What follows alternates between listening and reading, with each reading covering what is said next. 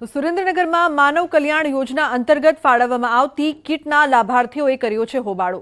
શહેરની મધ્યમાં કીટ જિલ્લા ઉદ્યોગ કેન્દ્ર દ્વારા આપવામાં આવતી કીટમાં ઓછી વસ્તુઓ આપવામાં આવતા લાભાર્થીઓ રોષે ભરાયા। કોન્ટ્રાક્ટર દ્વારા કીટમાં અંદાજે 50% જેટલી વસ્તુઓ ઓછી આપવામાં આવતા વઢવાણ, લીંબડી અને ચૂડા તાલુકાના લાભાર્થીઓમાં રોષ ભભૂક્યો છે। લોકોએ ગેરરીતિ કરવામાં આવતી હોવાનો પણ આક્ષેપ કર્યો છે। સાથે જ કીટમાં મળવાપાત્ર તમામ વસ્તુઓ આપવામાં આવે તેવી માંગ કરાઈ છે।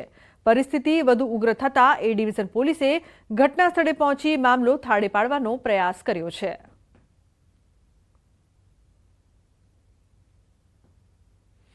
અડધો સામાન આનકા રાખ્યો હતો ને અડધો સામાન આ જે ફોટો પાડ્યો એમાં રાખ્યો। એટલે પછી મેં પૂછ્યું, મેં કીધું સામાન કીધું અમને આટલો જ મળે કે હા તમને આટલો જ સામાન મળશે, આથી વધારે સામાન મળશે નહીં। એટલે મેં કીધું તો મારે આ સામાન લેવો નથી, મને મારો પૂરો સામાન મળશે તો હું લઈશ, નકર મારે આ સામાન જોતો નથી। અમે અમારો પૂરતો સામાન લેવા માંગવી છીએ। જિલ્લા ઉદ્યોગમાંથી અમારી કીટ મંજૂર થઈ છે તો અમે એવું કહેવી છે કે આમાં જે લોકોની મિલીભગત હોય, જિલ્લા પંચાયતમાંથી હોય કે પેટા કોન્ટ્રાક્ટરમાંથી હોય, અમને અમારો પૂરો સામાન નહીં મળે તો અમે આગળ કાર્યવાહી કરવાની અમે કોશિશ કરશું। સમાચારમાં આગળ વાત કરીએ તો રાજકોટના જેતપુર પોસ્ટ ઓફિસમાં આધાર કાર્ડ સુધારા માટે અરજદારોની લાઈન લાગી છે। શિયાળાની ઠંડી વચ્ચે વહેલી સવારથી અરજદારો આધાર કાર્ડમાં સુધારા વધારા માટે લાઈનમાં લાગી રહ્યા છે। તેવામાં માત્ર એક ટોકન અપાય છે અને વારો આવે ત્યારે આ કામ અહીં નહીં થાય તેવું બહાનું બનાવાય છે। અહીં મામલતદાર કચેરીથી પોસ્ટ ઓફિસ વચ્ચે અરજદારો ધરમના ધક્કા ખાવા મજબૂર બન્યા છે। છેલ્લા ઘણા સમયથી થઈ રહેલી આ સમસ્યાનું વહેલી તકે સમાધાન કરવા લોકોની માંગ છે। હું 5 વાગ્યાનો આવ્યો છું સવારનો, પણ વારો આવતો નથી। બરાબર, વારો આવે પણ એ ખોટા બહાના બતાવે છે કે આ કામ નહીં થાય, મામલેદારે જાઓ, મામલેદાર વાળા એમ કે પોસ્ટ ઓફિસે જાઓ, પણ અમારું કામ થતું નથી। મામલતદારેથી પોસ્ટ ઓફિસે, પોસ્ટ ઓફિસથી મામલતદારે ધક્કા ખવડાવે છે। આધાર કાર્ડનું કાંઈ કામ થતું નથી અને આધાર કાર્ડની સખત જરૂર છે કેવાયસી માટે પણ, અને છોકરાઓને સ્કૂલમાં પણ આધાર કાર્ડની જરૂર છે। ત્યાંથી ધક્કા ખવડાવે છે તો સરકારને ધ્યાન દેવું જોઈએ એમ। જ્યારે હોમ લોન લેવામાં આવે છે ત્યારે હોમ લોનની સાથે વીમાની પણ જોગવાઈ હોય છે, જેથી જો લોન ધારક સાથે દુર્ઘટના સર્જાય તો હોમ લોન વીમામાંથી માફ થાય છે। પરંતુ અમદાવાદમાં એક લોન ધારક સાથે વીમો હોવા છતાં ઇન્સ્યોરન્સ રદ કરી દેવામાં આવ્યો। અમદાવાદના નારણપુરા વિસ્તારમાં રહેતા 39 વર્ષીય નરેશભાઈ રાઠોડે હાઉસિંગ ફાઇનાન્સ કંપની પાસેથી 2018માં લોન લીધી હતી। તેમણે 20 વર્ષ સુધી 12% વ્યાજે લોન લીધી હતી। તેમને પ્રાઇમરી લાઈફ ઇન્સ્યોરન્સ કંપનીનો વીમો પણ આપ્યો હતો, પરંતુ નરેશભાઈનું જુલાઈ 2020માં કોવિડના કારણે અવસાન થયું, જેના 14 મહિના બાદ લાઈફ ઇન્સ્યોરન્સ કંપની દ્વારા મૃતકના પરિવારને કહેવામાં આવ્યું કે તમારી પોલિસી રદ કરવામાં આવી છે। તેમણે જેટલી ભરપાઈ કરી હતી પ્રીમિયમની તે રકમ ફાઇનાન્સ કંપનીને આપી અને ક્લેમ નામંજૂર કર્યો હતો, જેથી આ મામલે મૃતકના પત્નીએ ગ્રાહક સુરક્ષામાં ફરિયાદ નોંધાવી હતી। આધાર માસ ફાઇનાન્સમાંથી ઇન્સ્યોરન્સ લીધો હતો હોમ લોન્સનો, પણ મારા મિસ્ટરને કોવિડમાં મૃત્યુ થઈ ગયું। એ દરમિયાન અમને એમ કહેવામાં આવ્યું હતું કે તમે હવે હપ્તા જે ભર્યા છે એ તમારા માફ થઈ જશે, તમારા મિસ્ટર ઓફ થઈ ગયા છે, અને એ અમે કાગળિયા બધા આપી દીધા હતા એમને। છતાં પણ 14 મહિના પછી એમને અમારો ક્લેમ પાછો નકારી દીધો કે હવે તમારે માફ નહીં થાય અને જેટલી લોન લીધેલી છે 20 લાખ રૂપિયાની એટલી તમારે ભરપાઈ કરવી જ પડશે।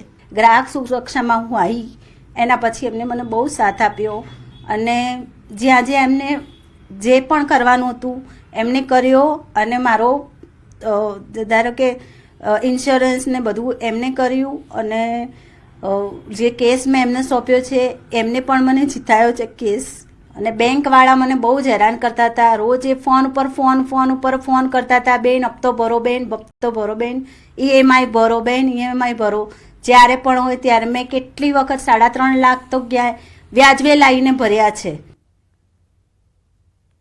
તો ગ્રાહક સુરક્ષામાં થયેલ ફરિયાદ બાદ ગ્રાહક સુરક્ષાના પ્રમુખ સુચિત્રા પાલે ગ્રાહક તકરાર નિવારણ કમિશનમાં ફરિયાદ દાખલ કરી હતી, જેમાં ગ્રાહક તકરાર નિવારણ કમિશન ગ્રામ્યના પ્રેસિડેન્ટે બી પંચાલ, મેમ્બર VM સોલંકી અને DM સોનીએ નરેશભાઈ રાઠોડના અવસાન બાદ આધાર હાઉસિંગ ફાઇનાન્સ દ્વારા વસૂલ કરવામાં આવેલ ઈએમઆઈની રકમ વાર્ષિક 9% વ્યાજ સાથે 30 દિવસની અંદર ચૂકવી આપવા ફાઇનાન્સ કંપનીને હુકમ કર્યો છે.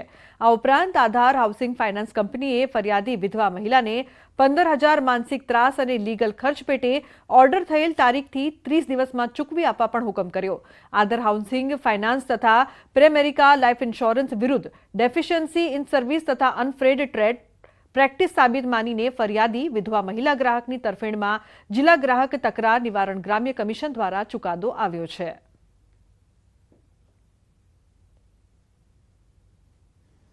ગ્રાહક સુરક્ષામાં ચેલેન્જ કરી અને ગ્રાહક સુરક્ષામાં ચેલેન્જ કરીને અમે જીત્યા ગયા અને ગ્રાહક સુરક્ષામાંથી જો રૂરલમાં જજ સાહેબ છે એવી ઓર્ડર કરી કે જે પ્રીમિયમ 14 મહિને પછી તમે કેન્સલ કરી છે એ ના થઈ શકે, એ તમને પરત આપવું પડશે.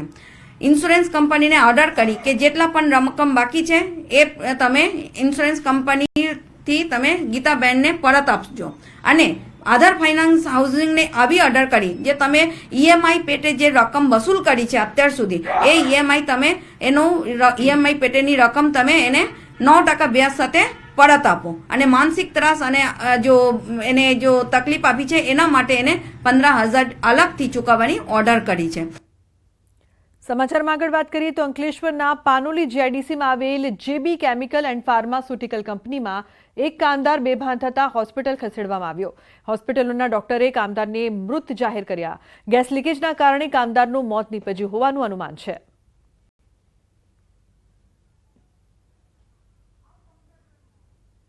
એ 7-8 વર્ષથી ત્યાં રહેતા હતા અને નોકરીએ જતો હતો. તો પછી અચાનક અમને આજે ખબર આવી કે ત્યાં નોકરી પર ગયા છે અને ત્યાંથી ત્યાં સ્પાઇડ જેવું થઈ ગયું છે. તો તમે મારે પર એમની વહુનો ફોન આવ્યો. છેલ્લા 6 વર્ષથી ત્યાં કંપનીમાં જેબી ફાર્મામાં જોબ કરે છે અને ત્યાં કંપનીના અંદર જ એમને અવસાન થયેલું અમને એવું લાગે છે. અમારી માંગ છે કે પરિવારના એમના પત્ની અને એમના નાના નાના બાળકો છે તો કંપની પાસે એ રીતે વળતર આપવામાં આવે કે ન્યાયિક તપાસ થાય અને વધુમાં વધુ વળતર મળે એ અમારી માંગ છે. સમાચારનો પ્રવાહ યથાવત રહેશે. હાલ રોકાઈશું એક બ્રેક માટે. આપ જોતા રહો ન્યૂઝ 18 ગુજરાતી.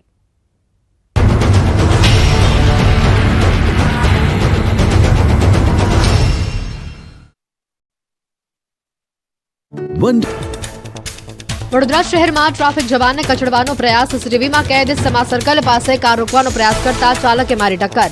કાર ચાલકે સિગ્નલ તોડતા રોકવાનો કર્યો હતો પ્રયાસ. કાર ચાલક સામે ફરિયાદ નોંધી તપાસ શરૂ કરાઈ.